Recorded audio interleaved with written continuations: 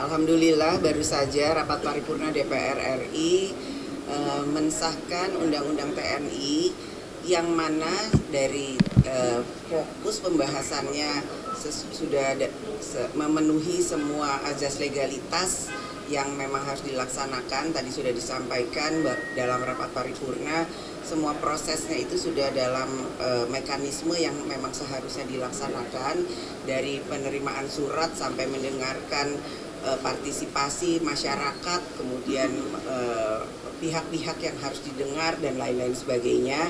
Bahkan pembahasannya pun dilaksanakan secara terbuka. Kami dari DPR dan pemerintah menerima masukan dan aspirasi dari seluruh elemen masyarakat yang dianggap penting dan perlu. Tentu saja juga masukan dari mahasiswa, perwakilan mahasiswa juga sudah kami dengarkan.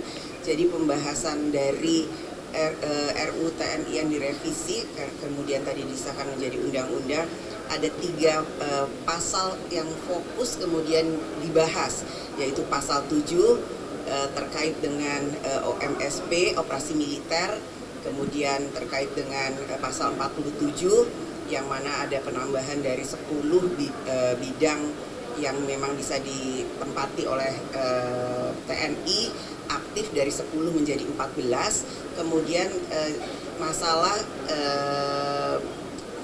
pensiun yang mana ada masalah keadilan. Jadi hanya 3 hal tersebut, dan tadi kami juga sudah menegaskan bahwa kami DPR RI dan pemerintah tetap tetap mengedepankan supremasi sipil, kemudian hak-hak demokrasi, kemudian juga hak asasi manusia sesuai dengan aturan perundangan di Indonesia dan internasional. Jadi kami berharap dan menghimbau adik-adik mahasiswa yang saat ini mungkin masih belum mendapatkan penjelasan atau keterangan yang dibutuhkan, nanti kami siap untuk memberikan penjelasan bahwa apa yang dikhawatirkan, apa yang dicurigai, bahwa ada berita-berita yang kemudian revisi Undang-Undang TNI ini tidak akan sesuai dengan yang diharapkan, insya Allah tidak. Dan kami juga berharap bahwa revisi Undang-Undang TNI yang kemudian tadi sudah disahkan adalah nantinya ke depan akan bisa bermanfaat bagi pembangunan bangsa dan negara.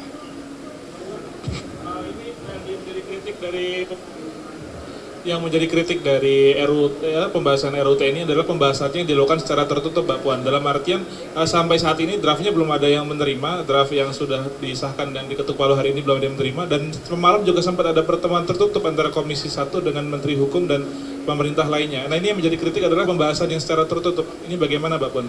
Setelah disahkan, tentu saja nanti akan kami berikan apa yang sudah akan diputuskan. Tapi tadi yang seperti saya sampaikan, 3 hal yang kemudian menjadi perbincangan, kemudian hal-hal yang kemudian diisukan, dicurigai tidak seperti yang diharapkan, insya Allah tidak akan terjadi. Mbak Puan, kemarin Pak, Koalisi Masyarakat Sipil juga mengkhawatirkan TNI bisa ikut mengawasi jalannya demo nanti setelah undang-undang ini berlaku begitu. Nah, dari DPR memastikan itu seperti apa? Tidak ada, nanti bisa dicek, tidak ada. Kita tetap mengedepankan supremasi sipil. Ini kan karena publikasi agenda-agenda rapat ini tidak terpublikasi, baik itu juga kepada wartawan karena dadakan dan tertutup. Itu alasannya kenapa? Dalam pembahasan media dan setelah keluar dari ruangan, Panja selalu memberikan penjelasan apa saja yang sudah dibahas. Namun karena belum selesai pembahasannya, dalam pembahasan tersebut tentu saja itu belum bisa menjadi satu hal yang menjadi keputusan. Jadi hari ini karena memang sudah diputuskan antara DPR RI dan pemerintah, ini menjadi satu keputusan yang memang sudah disepakati. Nanti silakan dilihat. Mbak Puan, izin isu lain soal penemuan ladang ganja di Bromo. Mbak Puan, ini dari pimpinan DPR bagaimana sih Mbak menyikapi dan menindaklanjuti ke depannya?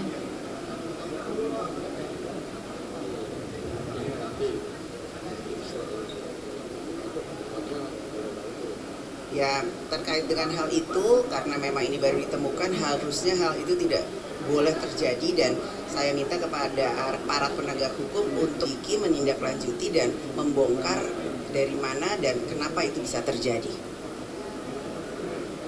Cukup? Terima kasih.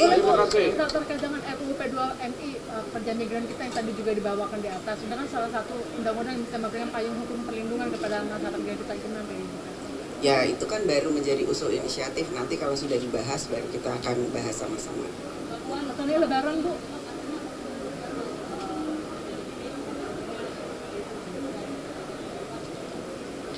Kami di sini di DPR bersama-sama bergotong royong akan bersama-sama dengan pemerintah demi bangsa dan negara. Sikap Ibu Mega seperti apa Ibu? Mendukung.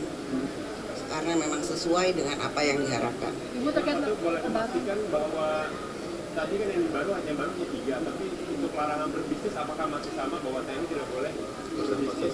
Nah, tetap dilarang, tidak boleh berbisnis, tidak boleh menjadi anggota partai politik, dan ada beberapa lagi itu harus, dan bahkan kalau di luar dari pasal 47 bahwa ada 14 kementerian lembaga yang boleh diduduki TNI aktif, yang TNI aktif itu harus mundur atau pensiun dini. Jadi tolong jangan ada kecurigaan, jangan salah berprasangka dulu. Mari kita sama-sama baca dengan baik setelah undang-undang ini disahkan. Kita jangan belum apa-apa berburuk sangka. Ini bulan Ramadan, bulan penuh berkah.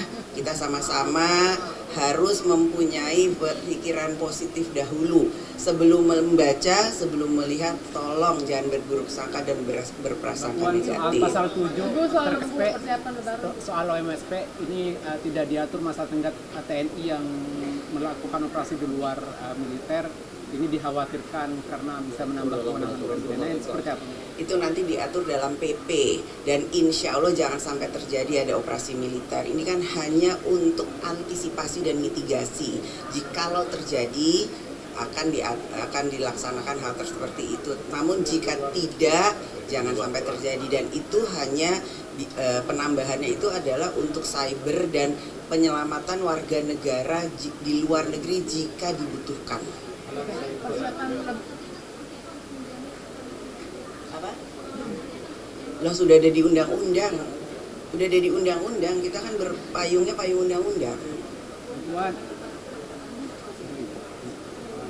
Wah, ini udah terlalu. Mbak Puan, kemarin ada desakan RUU Polri supaya segera dibahas karena KUHP sekarang lagi digarap di Komisi 3. Ini seperti apa, Mbak Puan? Belum ada surprise, dan kita lihat lagi ya. Udah dulu, ini lagi lebaran, nanti habis lagi puasa mau menuju lebaran, ini jam kritis. Terima kasih.